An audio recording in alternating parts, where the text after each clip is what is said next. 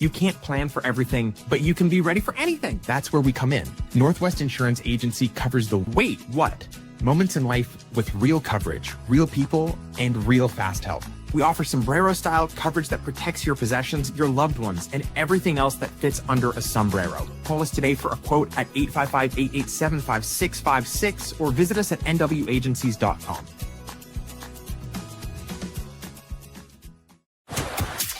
This is the On the Pony Express podcast, part of the On3 network. Check out all the SMU coverage you need at ontheponyexpress.com. Now, here's your host, Billy Embody. 1, 2, 3, let me go.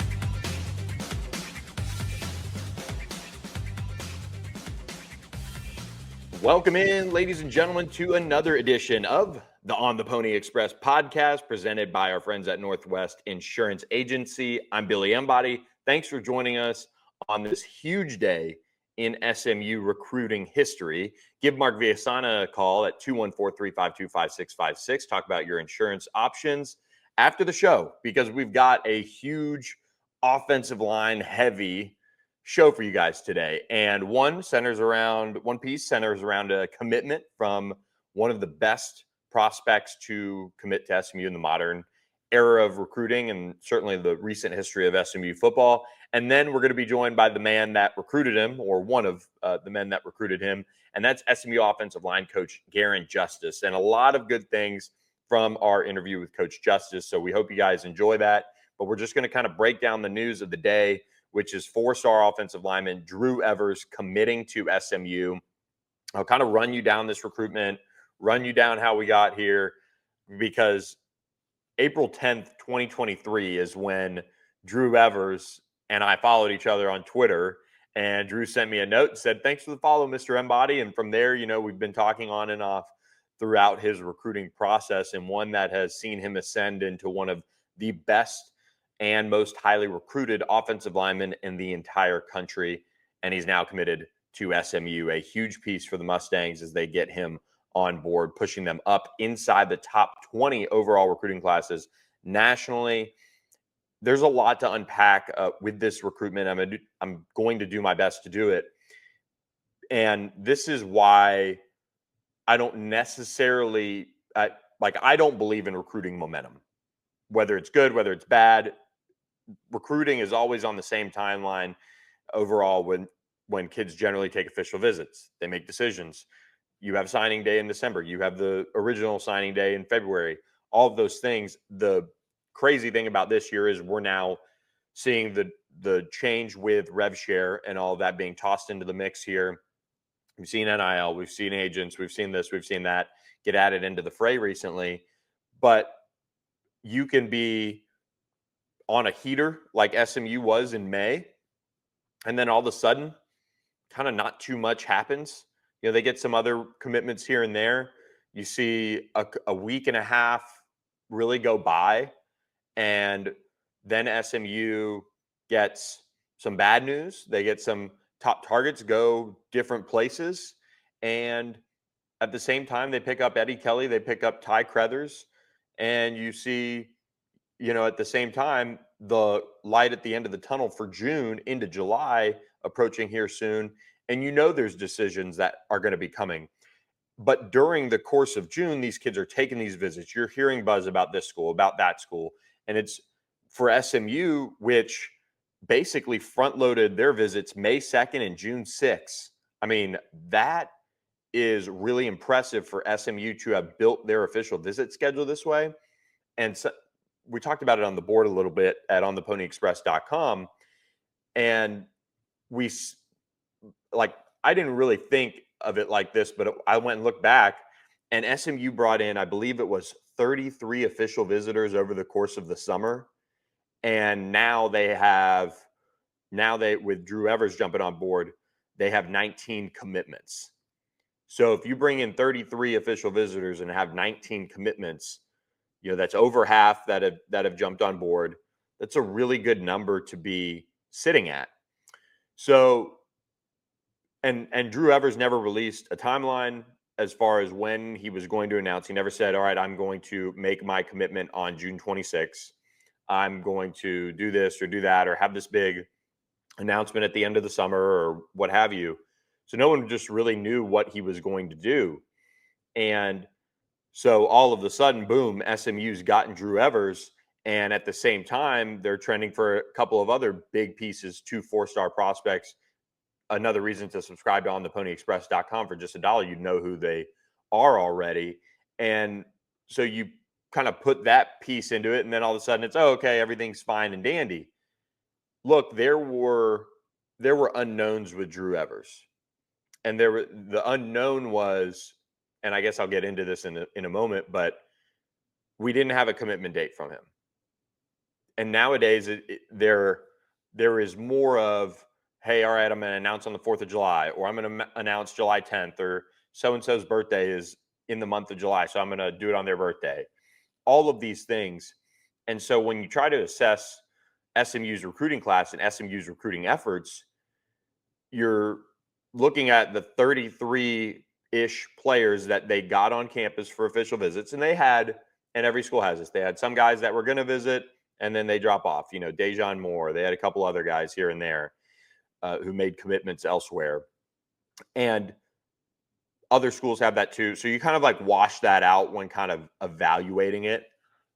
But what we knew was they were still in play. And in today's day and age, I've kind of learned this because this is all new still, or it's a change to the landscape, is you don't know how everything that is now involved with recruiting is going to impact these kids, or how they're going to go down the path of making their decision, or what have you, because it has changed. The process has changed for these kids for the most part who go down their decision timelines.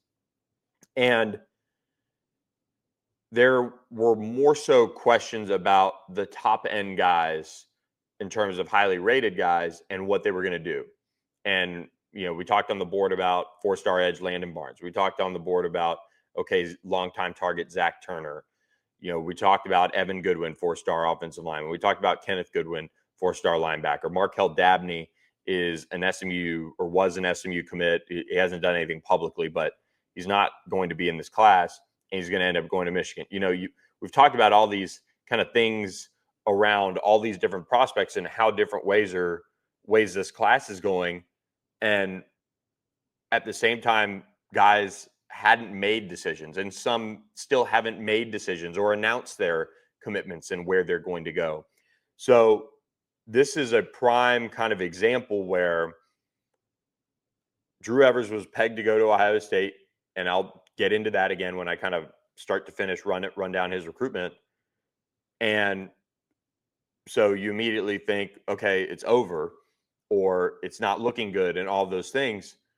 But this is why I try to say, look, guys, I don't know about this guy, or I don't know. Like, I truthfully sometimes don't know, but I'll often say, well, I know they're still in the mix. I know they're still involved in this one.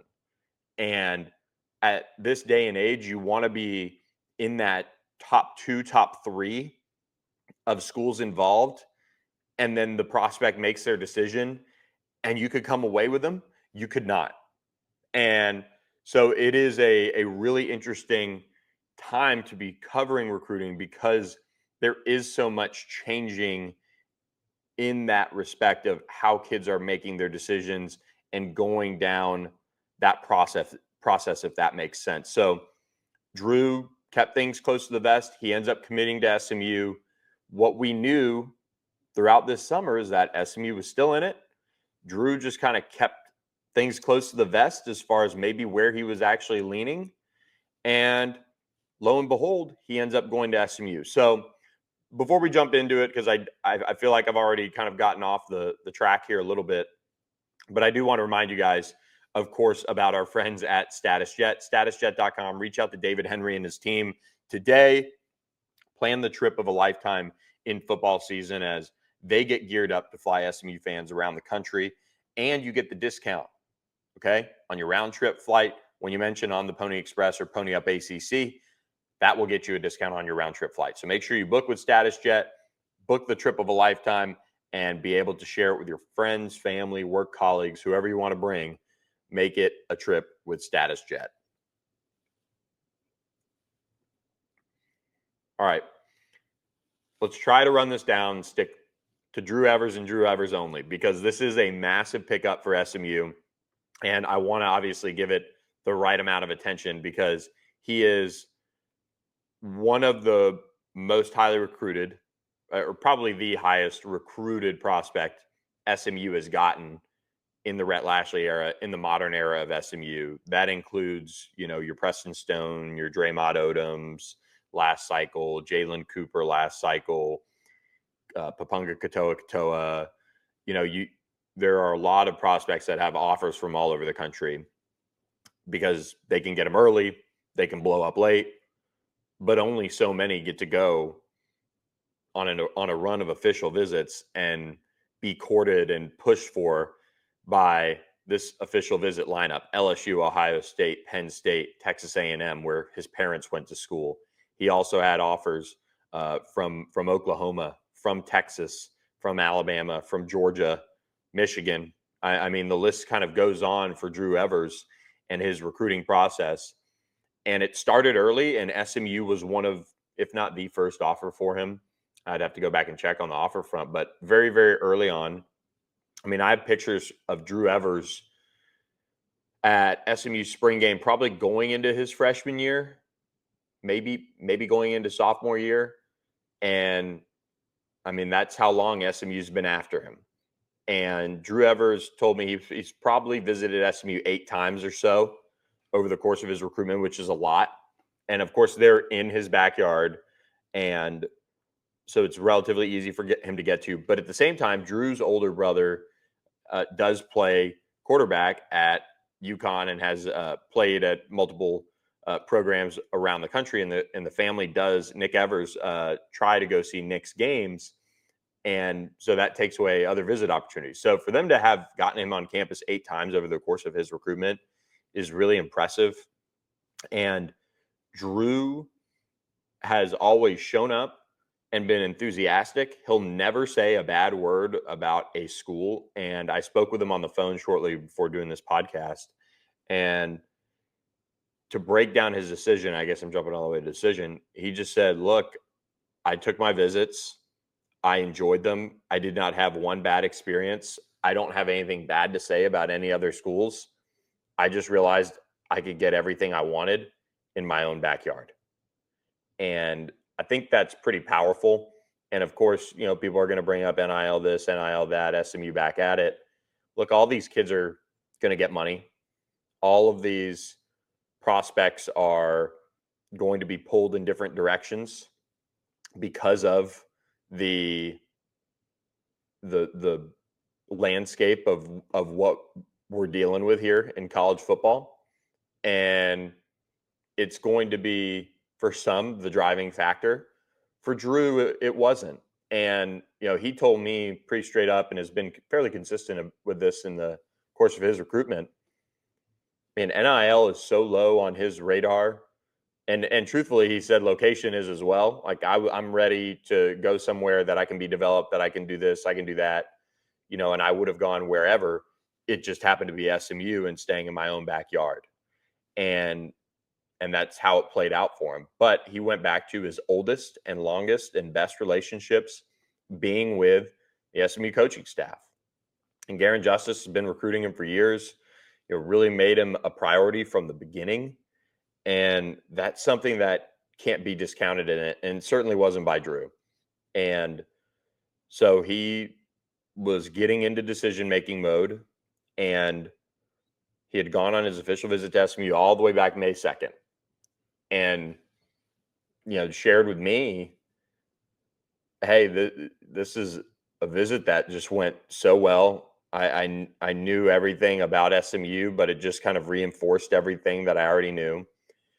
And I think back then that said a lot. I think the goal for SMU was, of course, to get him committed out of that visit. But the good thing about SMU is they were really respectful of his process and going through it, because this is a family that has also gone through the recruiting process with Nick. He's transferred a couple times. He's a quarterback, so it's a little different, but it is one of those things that you kind of have to respect that a little bit as well, that they want to really, really go through everything that they can when it comes to the decisions he needs to make. And that's where he's been able to, I think, really sit back, know that he isn't going to get swayed or pulled by the world of official visits and the world of what is this team going to do for me? What is, all the glitz and the glam of it. And I think that's kind of the important side of it for Drew, and what he was looking for in a college. He knew what he wanted, and he sat down to kind of start making his decision. And he told me, hey, I was sitting down to call the coaches to ask a couple more questions, and I thought to myself, do I really need to know this or that, and it's going to impact my decision either way? And he realized, no, whatever questions he had wasn't going to be this massive piece to his recruitment. And he felt like, I wanted to go to SMU. And so he actually called Rhett Lashley, called Garin Justice, and this was last night on Wednesday evening, and just said, hey, I've got a question for you. And, asked them a question, let them answer it. And then, he said, I've got one more thing for you. And he, zipped down his jacket, and he was wearing an SMU t-shirt and committed to them. So really special moment for him. Tyler Foster was another key piece in this recruitment. SMU's assistant running backs coach, who, Drew said they had to mess with him a little bit, kind of pull his leg before giving him the good news. But this is a massive pickup for SMU, a guy that can play all 5 positions. He could play right tackle, I think, at the next level. He could end up being a starting guard relatively early in his career. I mean, this is another piece of the puzzle for SMU, is they've been pushing the Drew Evers can play early if he comes in and does what he'd like to do, or does what they need him to do early on. He can play. Logan Parr graduates, Savion Bird's out the door. Obviously, Draymond Odoms is expected to be the left tackle long-term and kind of that franchise cornerstone. But Drew Evers has a real chance to play just about every other position on the offensive line when it comes to, when he arrives at SMU in January, getting to work, getting with Grizz, and getting into that weight room. So, sometimes these kids know where they want to go. They set a decision date a long way out. And at the same time, there are some that eventually come to the realization that they're ready.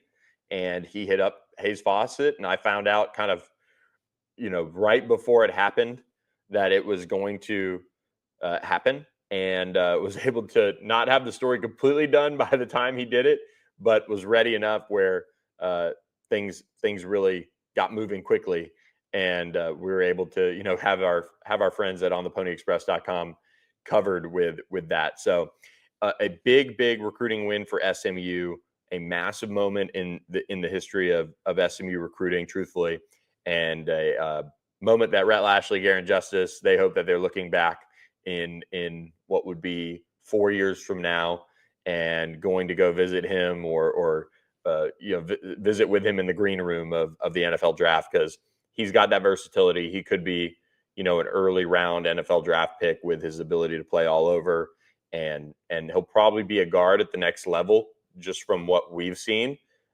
with the NFL. But he could play tackle in college. He could play guard. He could even play center because he's so smart and he's tough. And this is a massive pickup. And I do want to get into the actual recruiting, like, nuggets of how does somebody who's predicted 94% to go to Ohio State end up at SMU. And we'll do that in just a moment. But do want to remind you guys about our friends at the Thomas Auto Group. Appreciate Brandon Thomas and their entire team at Brandon Thomas Mitsubishi for taking care of me and my family when we purchased a new vehicle. That everything was first class. We enjoyed it. And those processes can sometimes be difficult. So we appreciate them taking care of us with the Thomas Promise and employee pricing on new and pre-owned vehicles at all 4 Thomas Auto Group dealerships, whether it be Bob Thomas Ford or Brandon Thomas Subaru, Volkswagen, or Mitsubishi. Head up 75 to McKinney right now, or go to thomasautogroup.com for more details and to pick out your next ride. So Drew Evers ends up committing to SMU, and kind of the backstory here is Drew obviously took his SMU official visit May 2nd. And on that weekend, there were several prospects that ended up committing to SMU off of that group. I mean, you had, going back to it, here was the group: Landon Barnes, Andre Clark, Christian Rhodes, Sam Utu, Alzro Miles, Drew Evers, Alistair Vallejo, Calvin Thomas, DeQuayne Prevost, Kenneth Goodwin, Tiki Ola, Papunga Katoa, Markel Dabney, Andre Nickerson, and Braylon Edwards. They got Andre Nickerson, Braylon Edwards, Markel Dabney, who's now going to be moving on. They got Papunga Katoa. And then from there, they got Alzro Miles. They got Christian Rhodes, who was already committed. They've kind of been, a pretty good hit rate. Like, there are other schools out there right now that probably brought in, because SMU really only did 2 big official visit weekends, and then they had 3 come in for officials on June 20th weekend. The other schools out there are doing big official visit with double-digit visitors most of the time, every single weekend of June, plus using some of those April and May official visits. So you're talking about other schools doing 50, 60 official visits. I mean, SMU's hit rate here is pretty good as far as when they bring guys in for official visits. They know that they're truly in the recruitment and they're heavily in the mix. So when you look ahead to the June 6th, they had multiple commits come in who are already committed, but they also picked up Isaiah Young, a couple others, things like that. But during this time, Drew Evers went through spring ball, and I think finished up spring ball after taking his SMU visit, and then ends up going to LSU. He goes to Ohio State. He goes to Penn State. He goes to Texas A&M. You're talking about, and especially for an offensive lineman like that group of schools. I mean, Will Campbell is just top 10 pick at LSU. You have Penn State that's produced a ton of linemen. Ohio State just won the national championship. Texas A&M is where his parents went. They, do produce NFL talent. They've not won much, but Mike Elko's kind of got a little bit of a thing going. I think they have the number 2 class in the country right now. And you're just kind of like, okay, man, the goal would have been for SMU to get him committed, or at least get us silent and let things play out. And you hope that it ends up going public. But that didn't happen. And so as you kind of, in my shoes, evaluate this one, you're like, all right, I don't think he's going to go to LSU. I don't think he's going to go to Penn State. The wild card was kind of A&M because his parents went there, but I just never got a sense from talking with people, sources, even Drew. I just never got a sense that they were going to be the school for him. And I don't know why. Just sometimes you have to rely a little bit on the gut here. But he had a great relationship with Brad Davis at LSU. They did a good job recruiting him. Same with Penn State. I think Phil Troutwine is their offensive line coach. Yeah, and he's one of the best in the country. But I just never got the sense that he was going to go to either of those places. And it was just really, and I had a couple conversations around Drew Evers with a couple of sources earlier in the spring. And I've said this a couple times on the board, and it's funny. I went back and an article popped up on Drew's profile. I said the must-get recruiting targets for SMU in 2026. And Alzro Miles was one. Drew Evers was another. Papunga Katoa was another. Daryl Campbell, a 4-star defensive lineman from Katy Paytal, was in there. Isaiah Young, linebacker who committed to SMU over Baylor. Deuce Gilbert, corner who committed to SMU over Oklahoma. And then Chris and Carter Stewart. And I had those in there because I knew they were pushing heavily for Chris at the time. And it was kind of one of those things where you're like, okay, you can take a Texas commit, whatever. I didn't know when I wrote that article back on April 10th that SMU would have been able to pull off the flip of Ja'Kai Anderson from LSU and get that done. That had just started. They had literally just offered him. I'm if I have my timeline right. And so if they end up missing on Daryl Campbell, he still ended up taking some visits. So who knows? Maybe that'll change in the fall. But then they end up, really not pressing for Chris and Carter Stewart. So my Musket different from their Musket, but they were able to find a way to get all of these guys and land them. And it's just impressive work. But around that time, I had a conversation with a couple sources, and it was made clear to me that Drew Evers was SMU's probably like, I mean, I don't know the exact ranking of their board or anything. I'm not privy to that. But man, this was like one of their guys. They had to get him, have to get him. And they knew what they were up against, but they just felt like they were going to be able to land him. Rev share was in a good situation, all of those things that, are part of the conversations now. And the interesting thing is Drew told me his parents would not share with him what the NIL and rev share situation was at each school until after he made his decision. And they would share what that school's situation is. So it's pretty cool to see that come together for him where he makes the decision on his own. And then obviously it's going to pan out for him once he's on campus in that respect. But yeah, you're just wondering, can you survive Ohio State at that point? And I think I just made a pun around the Netflix thing that just came out. So I'm sorry about that. And I haven't watched it. I don't even know what it's about. But Drew Evers goes to Ohio State and tells a few people that Ohio State is number one and that they made that big of an impression. And so that's where you saw the predictions come in. And then time goes by and he gets into decision-making mode and just he realizes that SMU is the place for him. So it's crazy how this recruiting world can kind of change on a dime in a sense. But when you have a kid as mature as Drew, like we're going to go out and do a sit-down interview with Drew, and I would imagine you guys are going to all be in the comments being like, wow, what an impressive young man. And he is. Great family, great people. So this is a huge historic recruiting win for SMU. Gone on long enough about it, but I feel like I tried to cover it as best I can on that front. But you guys tell me in the comments if I did that. But this is a huge recruiting win for SMU. Really just kind of, I think if there's one recruit, I would say this cycle that gives you that true staying power type of statement, it's Drew Evers. And that's not to discount Aljor Miles, Papunga Katoa, flipping Ja'Kai Anderson from LSU, all these things. But man, Drew Evers was straight up 2 months or a month and a half ago, took his SMU official visit and then goes on somebody put it greatly well on the board, murderer's row of official visits to survive and hang on. And they did it. And so you got to give Garin Justice a ton of credit. I think he's going to have a really, really good offensive line class when it's all said and done. And, we'll see who else jumps in the boat. But that's why you should subscribe to On the Pony Express for just $1 for your first week. And make sure you guys are on there. And by the way, before we get to our interview with Garin Justice, two more things. One's an ad read, but the first one is I was about to walk out the door to go interview new SMU president Jay Hartzell when this happened. And so a really, really kind of wild moment, Jay Hartzell can't talk about recruits, of course, but I walked in and, was going to be there probably about 15 minutes earlier than I ended up being to, full setup and kind of be waiting in case he got there early, and ended up getting there, right when he got there basically. And luckily we're a pretty quick setup crew on the camera front with our podcast setup, but look forward to that interview with Jay Hartzell. It's going to drop on July 1st at ontheponyexpress.com.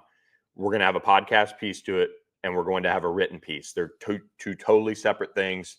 And we spoke about athletics. We spoke about campus infrastructure. We spoke about him learning on the job not learning on the job, but learning about SMU and all the things he's trying to learn. And then in the, written side, we dove into some topics like capital campaign, endowment, strategic plan for the university. So there's a bunch of stuff, and it's going to drop on July 1st, which will be if you guys are a longtime listener of the site, of this podcast, please subscribe to the site on July 1st. That's all I'm going to say. We've got some great perks. We're going to do something really special that we've never done for the site. and we're going to do it on July 1st. So be on the site. That's the 1-year anniversary of SMU getting into the ACC, and there will be big recruiting news happening that day as well. So come join us. Come join us on the site. It's been a blast. So without any further ado, we'll get to Garin Justice here in just a second. But of course, want to remind you guys about our friends at Mignon as well. Head up Preston Road or head over to Mignon on Preston Road in Plano. They've been there for decades, producing absolutely stunning meals, ambiance, and atmosphere right there on their little lakeside patio. And they've got, of course, indoor dining room, private dining area. They've got a great bar.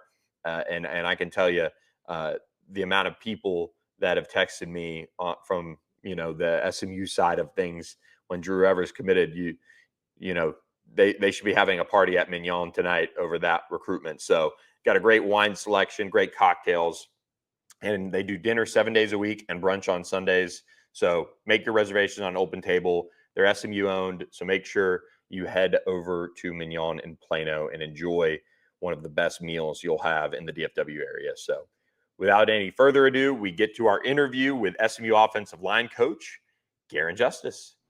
Welcome back to the On the Pony Express podcast. Really excited to be joined by SMU offensive line coach, Garin Justice. Thanks so much for of course.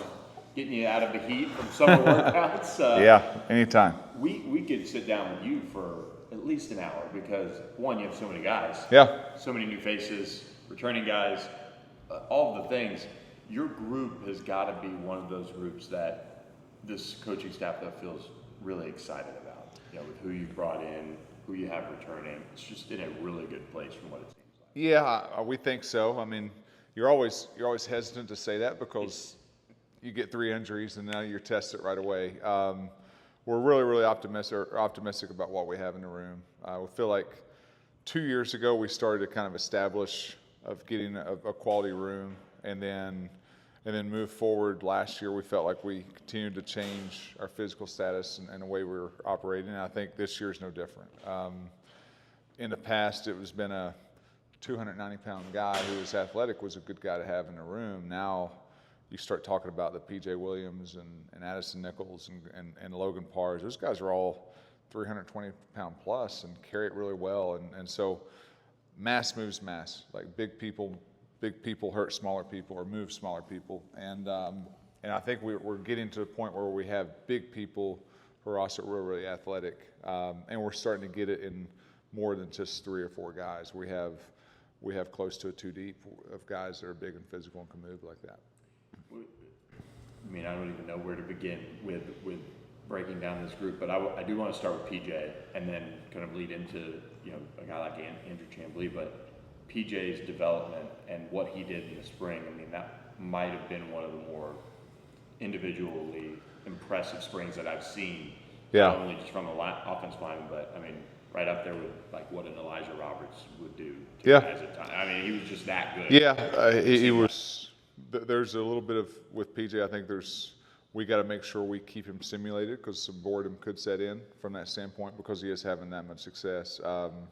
And it's been a cool journey for him. From 2 years ago, he was a guy that, and it's talking about the value of playing multiple guys. Like we saw that talent and ability in PJ, but just mentally he wasn't there yet, and we slowly eased him along, and it allowed him to have a really good year last year. And PJ's fully looking at this year like he's trying to go out and be the most dominant offensive lineman in the ACC, and that's the way he's approaching it. And I hope he does, because it'll be good for the Mustangs, and it's just the whole PJ story of just getting him from A&M to where he is at now. Like, man, just so proud of him and to see his family and all those things. It's a really cool journey, and I'm excited for this year with him. And his story, I mean, not talked about enough, I would say, just how he came in here and embraced being at SMU, embraced all the things. It seemed like, at least from the outside, that you guys threw his way. Yeah. Obviously, you guys hope to use that in recruiting or this or that, but like just pure success of development. And really, I mean, it's, as in the transfer portal and NIL and the things that we've had to live with as far as college sports the last couple of years, he's had plenty of opportunities to leave. People try to poach him, and PJ, to his credit, has, at his lowest, we were one of the few schools that took a chance on him, and he respects that and he honors that, and he's been really, really loyal to that process. And he knows that he could have hopped in the portal and got more money and do all those things, but he also knows he's in a really good situation, and he's with people who care about him and people who had his back when he was in a really bad spot. So it's been cool from both sides of it. We've helped him out, and he's helped us out, and it's been a really, really good relationship. What's it like with Andrew Chamblee, right there, right now? It seems like at that right tackle spot, just the work he's done to, develop, and he had that injury that really held him back just from an early standpoint. It seemed like last year, those big guys who get, those type of injuries. Yeah, speaking of Chamblee, Chamblee, I think, gives us the flexibility now to where you talk about a PJ, and when PJ plays in the NFL, he may be a guard. And we've experimented and played with bumping PJ in a guard and putting Chamblee at tackle, more so from the standpoint of the progression that Andrew's made. We feel like PJ could play wherever and be one of the best linemen we have. But Chamblee's a guy who at times it's been hard for him to gain weight. It's been hard for him to put on strength and do those things. And we've challenged him in January. It's like, hey, if you have talent, you have ability, you have size, you have length, you have all those things. If you want to take the steps that you want to take to put yourself where you want to be, you have to gain that weight. You have to get the strength. And now I think he's up to 308. His strength numbers are going up. I think he was squatting over 400 pounds for reps the other day in the weight room. So he's finally put himself physically in a position to where now he's not going to get overpowered or manhandled on a couple blocks. He can anchor in and do those type things. So we're really excited about where he's at, and he's a guy that is going to really push, if not be one of the starters we have this year. Addison Nichols comes in and just seems like that center spot, or maybe guard wherever, but center's where we saw him a lot this spring. Is all settled and taken care of with the Eagle Scout running the show. Oh yeah, Addison's done a really good job from a standpoint of he's transferred in, he's new, but he's done a really, really nice job as far as trying to take a leadership role within the room. I think everyone kind of honors and looks at Logan Parr as kind of the I guess the grandpa or the old man in the room that's kind of the leader, but Addison's been really, really vocal as far as trying to bring guys together and do some things where he's empowered himself to go do that.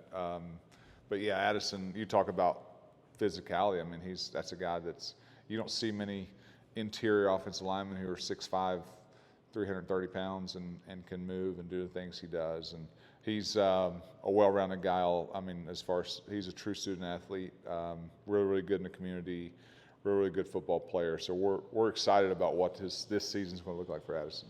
You mentioned Logan Parr, and like you said, the kind of elder statesman of the room. It seems like what's his journey been like? Because kind of again a player that leaving his prior stop was in a bad place probably with the game of football, at least from what he's told us. And now he was the highest rated player on the game. Last year, of course, You know what, Logan. As a coach, it's always the easiest when your best players do the most things the right way. And everyone in the room knows that Logan's one of our best players. So you're looking at a guy who's got 3 degrees now. He does everything the right way. He's a model citizen. He's really good on the field. It's hard for some of those guys who are not playing as much or not as talented to act any different because that's the way Logan acts. It's like, hey, Logan Parr does all the things the right way. He's one of the best players we have. He's one of the guys who probably could get away with some stuff, and he doesn't. So what excuse do you have? And I think that's the biggest thing. Logan's vocally doing better and better with that, but he's one of those guys he truly has led by the way he lives his life. And everyone in the locker room respects Logan. I would be shocked if Logan wasn't one of our captains this fall, voted by our players, because everyone sees who he is on a day-to-day basis. And you have a guy like Logan. I think him and Hibner are roommates now, and like we got a lot of like-minded guys in the building who are focused on being really, really good football players, but also being great students and great in the community. Savion Byrd, left tackle. I mean, he stepped in and really settled that position down. Had some really good games. You know, Donovan Ezraku held without a sack. Obviously, the end of the season is what people are going to focus on, but he's a really solid option there at left tackle for you guys. And then you also have Zion Nelson. You got Draymond Odoms. Where's that position kind of stand? And you also have Andrew Chambly. Like that's another guy who. And really, the motivate going back. I'll talk to us about Savion, but the motivation with Chambly at right tackle has been he feels really, really comfortable already at left tackle. We're just trying to balance him out. Okay. So our thought with him is, okay, let's put Andrew in a place to where if I have to put him in a game at left or right tackle, now he feels comfortable on both sides. I know he feels really comfortable at left side, so let's even out his body and even out his reps. I think people just assume you can play left side and right side and it's easy. Well, there's some differences between staggering your left foot and staggering your right foot and the comfort that happens there. And some people are really smooth with it. Some people are dominant one side or the other. And Andrew's not bad either way, but we felt like we needed to balance him out. And now that gives him flexibility to play on either side. So he's a guy that would factor into that. But really, really proud of Savion from a standpoint of, and again, we referenced a couple of those other transfers. Savion, where he's at now compared to when he came in, is a different person. And he's a guy that is much more responsible, has a better day-to-day life and how he functions and does some things. And you're seeing that show up in the weight room. You're seeing it show up with his consistency on the field. He's mentally locked in on what we're doing. And, I mean, the Savion is one of those guys. He's one of my favorite players to coach because there's an element to him that I don't always know what he's going to do, and he keeps me on my toes. But I love him. I love him as a person. I love him as a player. He's got a good heart, and he's a guy that, again, I expect him to be better this year than last year. I mean, you look at the beginning of the last season, we didn't really know where or how to fit some of those guys in, and you saw Savion play really a lot of September. He was at guard, and he was on both sides of the ball at guard. Didn't start the Nevada game for academic reasons. So there's a lot of things that you saw that just weren't quite in place or settled with Savion, and I think October on, we were able to settle him out a little bit, and we actually put him at his high school position. And a lot of people may say he's a guard. I think Savion's a lot like PJ. I think he can play a lot of different positions. It just happened to be we felt like we were a little bit more guard heavy, and Savion could do whatever we asked him to do, and he's a football player. And so he went out there, and again, same thing. I'm expecting a big year from Savion. And then you throw a guy like Zion Nelson into the fold. If Zion's healthy, he'll give Savion a run for his money, because Zion, when he was healthy, was really, really good. Now that's a big if. We got to get Zion healthy, but I think between Savion, Zion, Chambly, and even Draymond, I think those are four guys that all, one of them individually or a combination of, I think will be all right at the left tackle position. You mentioned Draymond, him, Abel have made it to campus. What are the early impressions that you've gotten from Grizz, and you've now been able to really see them in this environment work out? Yeah, I think. I know you want each recruiting class to be a little bit better, and as a recruiter, you always want to try and recruit the same or better than what you already have on the team, and which is making it harder and harder to recruit right now, because I feel like we've got some good players in-house. But I think we've done that with Draymond and Abel. We've got two guys in the building that physically are pretty close to being ready right now. Athletically are both guys. I mean, you see Abel walk around. Abel's 350 pounds, and you would have no clue he's 350 pounds. Draymond's 310 pounds and runs agility cones and stuff like he's a DB. So they've got to learn. There's a growing curve. I think sometimes fans and they see the stats and the recruitment and all that, and they say, oh wow, how come that guy's not starting? How come that guy's not playing? There's some mental aspect to it, from just learning comfort, getting up to the speed of the game. Also, maybe there's not as much of a need year one, because we talk about Zion, Savion, Chambly, those guys all were four-star guys too out of high school, and they're 4 years older. So I don't think there's this pressing need for those guys, which in my opinion is actually better for their development and better for their growth, because now they don't have the pressure that they have to be the guy. Now, if they come in and kill it and they're the guy, and then we're going to play them, but I just think we also have to temper expectations and let those guys develop how they want to develop. They both, as long as they stay humble and work and do the things they're supposed to do, they both will be big-time football players here, and they have a chance to be two of the better ones we've ever had, just athletically and what they've done. We'll just see how their development goes. I'm excited to see when we actually have real contact and put those guys in football drills how they react. But they're both competitive. The thing they both have too is they don't have a fear from a standpoint. They're not necessarily intimidated by older guys or any of those type things. So Abel loves football. You put a football here and he'll throw it and play it like that's who he is. So we're really excited about both those guys, and they both fit in with the room pretty well already. And with your group, you've got a lot of guys who have now kind of been here for a minute. Grant Reuter, Alex Woods, King Large, a couple others I'm sure that I'm leaving off. How's the development of those guys going? Obviously, trying to push guys. But yeah, I think, like I said, I think the floor is rising. I mean, you talk about Graham and King and those guys. Those guys 2 years ago would be 6th, 7th guys, like deep in the mix of what we're doing now. Again, we're almost stockpiled a little bit, and they're log jammed a little bit as far as waiting their turn. But they're all those guys are progressing. They're all a better version of themselves.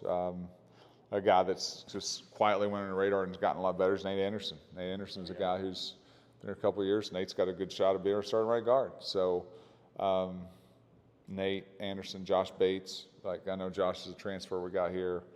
Again, you go King and Graham and Sione, Mao, like Paris Patterson. Like, there's some bodies in there that make you feel pretty good about where we're at, and we just got to figure out the right combination, figure out how we want to do it. I think that's the biggest challenge we have going into the year is also how do you keep our job first and foremost to win games, but you also got to plan for the longevity of a season. I think there's something to, if I'm a backup player and I'm not starting, but I know that there's a possibility I'm going to play some snaps on Saturday, we're going to have a lot better quality practice in a week. And even if that guy's getting 10 snaps, he's going to be more focused when we're meeting. He's locked in on what we're doing. And now that just makes the room get that much better. And if you do have injuries, no one even bats an eye when you have that. So that's the biggest challenge I'm going to have, is figuring out what is that combination, what is that 5, and then what are the rotations, and what do we want to look at, and how do we want to try and blend guys in. And I wish I knew the answer to that fully. I don't. That's why we practice. But we have ideas in mind. We think there's some different combinations we can win with and have a lot of success with. I was going to ask you, last year, obviously you go to Nevada, a lot of changes after that game, and just kind of the early season, finding yourself as a unit came to be. How much did you guys take away from that kind of experience? And I'm sure it's happened before, or different places or different moments, but that Baylor game is a big I know. Well, you know what I mean? Yeah, and we don't want to have what happened last year happen again, to where we should lose versus Nevada, lost versus BYU, until you kind of figure out, okay, this is who we are, this is what we need to do. Yeah. The problem was last year is we had Andrew Chambly got injured the 4th day of practice. We were anticipating him being a tackle. Savion had a horrendous 3-day stretch at tackle where we're like, I don't know if this guy can do it. And So then you panic and reshuffle. And so, like, we also need to have a good August camp. We need to have a good August camp. Guys need to stay healthy. Guys need to give themselves the best chance to compete so we can get the best evaluations. And if we can do that, then it'll make it easier for us to put the right guys on the field, because we'll be able to get a true view of all of those guys as far as how they do it. But yeah, that's the challenge. That's what we've got to figure out. But we don't want to be playing musical chairs in the middle of September when we got a big time non-conference game coming here the second week. Well, this has been a blast, but I do want to ask you a last question. Having Kevin back there, he can do so many things. He can escape. Off schedule. What's that like for your offensive lineman to kind of? It takes a minute to really learn where he could be. Yeah, you know what? And I would say this. So in the pocket, Preston was probably a lot more unpredictable than Kevin from a standpoint. Preston, he scrambled to continue to throw. Whereas Kevin will sometimes do that. He'll scramble out, but Kevin is in the pocket, it's there, throws it, or in the pocket, it's there, see you. Yeah. The thing that both those guys have allowed us to do, protection-wise, we're pretty aggressive as far as how we set guys. Our thought process on that is we want to make as firm of a pocket as we can so he can see down the field. And also, if we whiff and miss, that's that much more space for him to make the guy miss. So we're pretty aggressive as far as how we set stuff. But Kevin's a guy that he makes you look a lot better than what your sack numbers are. And I think you always talk about sack numbers is if you have way too many sacks as a team, the O-line gets way too much blame for that. If you don't have that many sacks given up, the O-line gets way too much credit for that. It's a team number. So Kevin definitely helps with that team number. I mean, you talk about Ezeraku from Boston College. He clearly had a sack one time, and Kevin just made him miss and was able to go around him. So he definitely is a guy that I know our guys have a lot of comfort level in. Our guys have a lot of belief in, and we're really excited to see this season this year. Awesome. Well, thanks so much for taking a lot of time with us and spending some time on the Pony Express podcast. Anytime, Billy. All right. Thanks for watching this edition of the On the Pony Express podcast, or listening wherever you catch us, Apple or Spotify or wherever. We appreciate all you guys listening, and we hope you guys enjoyed this podcast. It's been a crazy, crazy week, and we're looking forward to having you guys on the site on July 1st. So again, check us out on theponyexpress.com. Catch you guys next time. Appreciate our friend Mark Villasana, 214-352-5656, or email him info@nwagencies.com to discuss your current insurance coverage, how they could save you money and get better coverage as well. So thanks for listening, everyone, and we'll catch you next time on another edition of the On the Pony Express podcast. Thanks for listening to the On the Pony Express podcast with Billy Embody. Follow us on your socials on X @SMU_on3 and on Instagram @on3SMU. And keep it locked to ontheponyexpress.com for more coverage.